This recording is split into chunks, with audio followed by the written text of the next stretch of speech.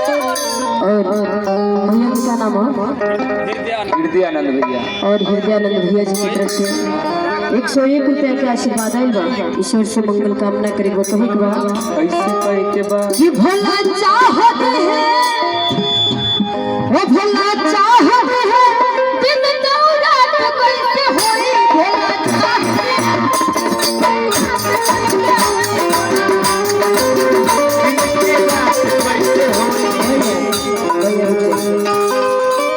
भैया रुआ तनी ढेर लगाई था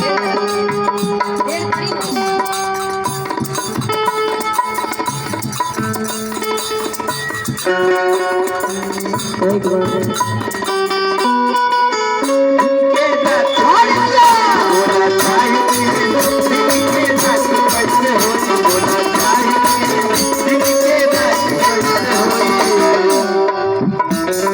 भक्त कहते बड़े सुंदर भाव में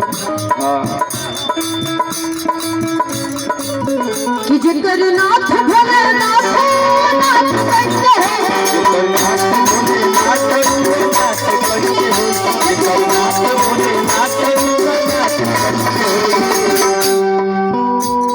अनाथ कैसे होई हो अनाथ कैसे हो अनाथ कैसे होई हो अनाथ कैसे हो कैसे होई हो अनाथ कैसे हो कि भला चाहत है कि भला चाहत है कि भला चाहत है इनके रात कैसे हो इनके रात कैसे होई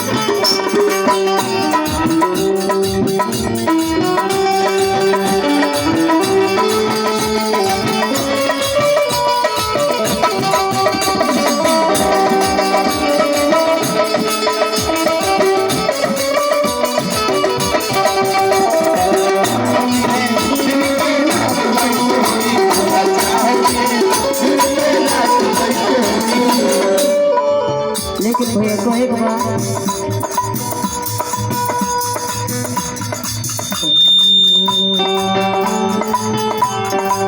काल के असर भी काल हो न पाई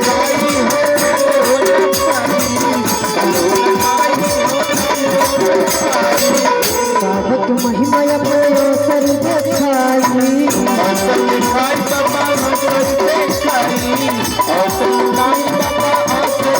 काल के असर भी काल हो न पाई असर दिखाई बाबा असर दिखाई बाबा भोला चाहती है भोला चाहती है दिन रात कैसे भोला चाहती है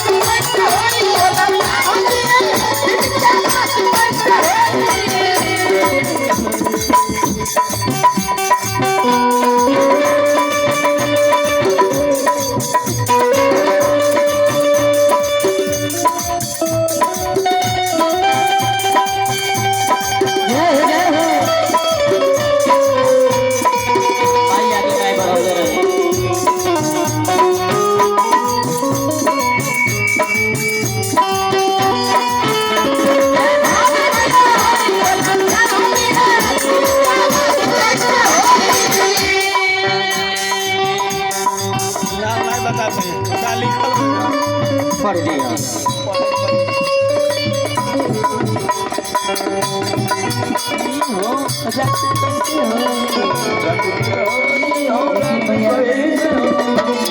बसंत भाई साधु विश्वकर्मा जी हिरंदापुर से यहाँ के तरफ से लाखों लाखों रुपए का आशीर्वाद आया बा। बाबा महादेव से कामना रही है बाबा आप दया दृष्टि यहाँ के घर परिवार की तरफ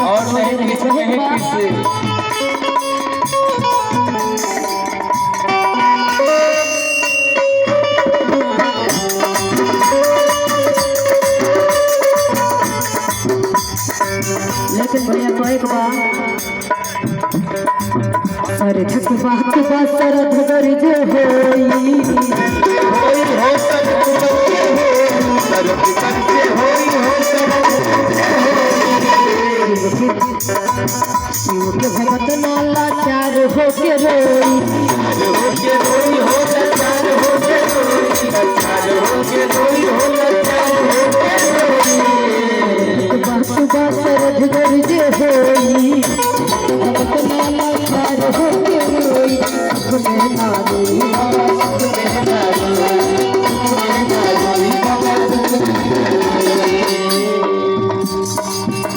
भुला चाहती है भुला चाहती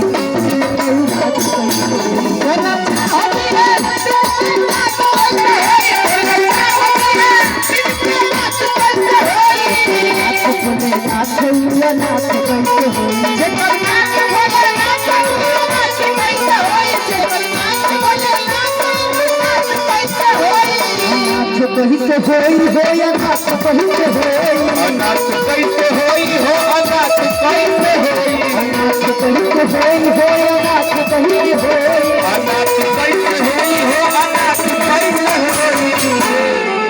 कि भुला चाहती है भुला चाहती है भुला चाहती है